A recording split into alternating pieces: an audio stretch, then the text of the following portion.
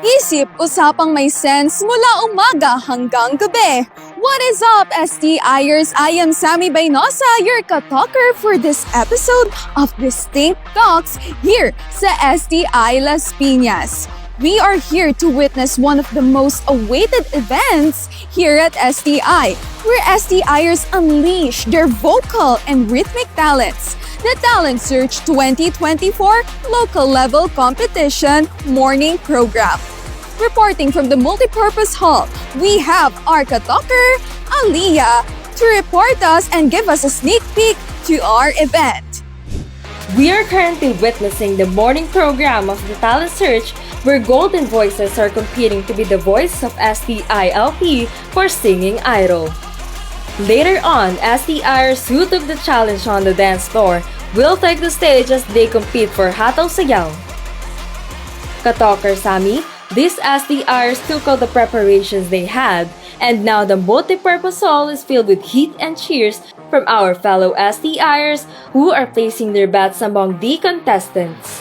That is all for now. I'm your ka-talker Aliyah, reporting here at STI Talent Search.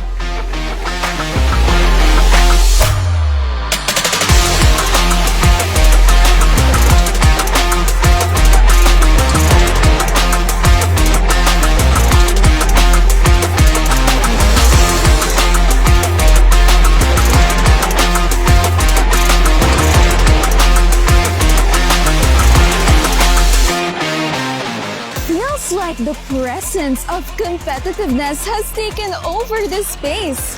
Now, let's turn it over to our backstage insider, our ka-talker Gail, to give us some exclusive insights from our Singing Idol and Hataw Sayaw contestants. Maraming salamat, ka-talker Sammy. Even here backstage, we can hear the cheers of our fellow STIers. Ngayon naman, let's ask one of our contestants from Singing Idol sa insights sila and of course, sa preparation sila. So, Kuya, what's your name? Metric Versosa po. And senior high or college student? Senior high po. Ayan. So, ano yung naging preparations mo for this competition? Ano lang po, may lang po yung preparation ko po. Kasi po, ang dami po kasi ginagawa sa school namin. So, parang ang hindi lang talaga. Pero para sa akin, I will rate it. Ay, wow, I love that. Ngayon naman, anong song yung pinili mo at bakit yung kanta na yun? Yung pinili ko pong song is yung Kulang Ako Kung Wala Ka by Eric Santos po. Pinili ko po yung song na yun. Yun po kasi yung bumabagi sa boses ko. And then, ayun na din po yung pinaka-choice ko po kasi wala na din po akong time sa pagpili po. Tsaka baka mamaya may meaning, di ba? Ayan, for our last question, anong inspiration mo? Ba't ka sumali dito sa Singing Idol? Ang inspiration ko po is yung mga kaibigan ko po. And then, syempre po, number one po yung family. Kasi po, nung una po, mahilig po talaga ako kumanta at sumali sa mga contest. So, ito na po, this chance na po. Ang laki pong stage na yan. So, kinakabahan po ako. Pero good luck sa'yo ha. Papanoorin kita mamaya and I'm sure magaling ka. So, ayun, maraming salamat for taking the time to join our Distinct Talks. Ayun lang. Good luck! Ayan, and for our next na-interviewin, we have Stephen, JV, and si Coach Eric. So ngayon, Stephen, paano na ba nabuo yung group nyo? Basically, so nag-start siya ng 2015. Then, yung 2015 for pioneer for 5. So hanggang sa naging 2018, nag-iba yung yung name niya, naging Click.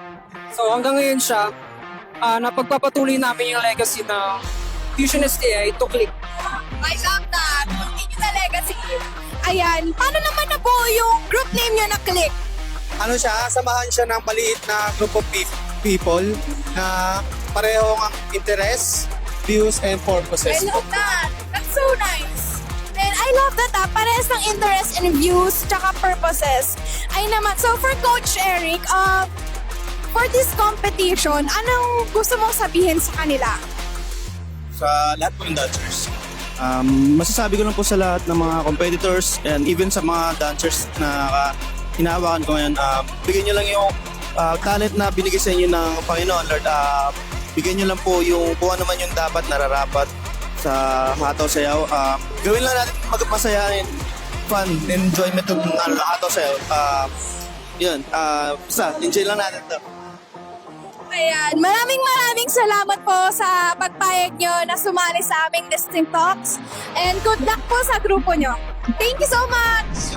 For our next contestant, kilala na to ng lahat dahil kilala sila bilang nag-champion last year at sila yung cat lovers. Ngayon naman, ang question ko sa inyo, bilang champion kayo last year, sa tingin nyo, ano yung advantage nyo o yung upper hand nyo dun sa ibang contestants? So, yung pinaka-advantage ko na nagawa po namin as a team is mas naging advanced po kami pagdating po sa skills. Na-enhance po namin yung mga dapat baguhin at dapat i-improve sa competition po na ito. And then now po is mas prepared po kami na which is yun yung magiging factor po na para mag-place po kami this competition po.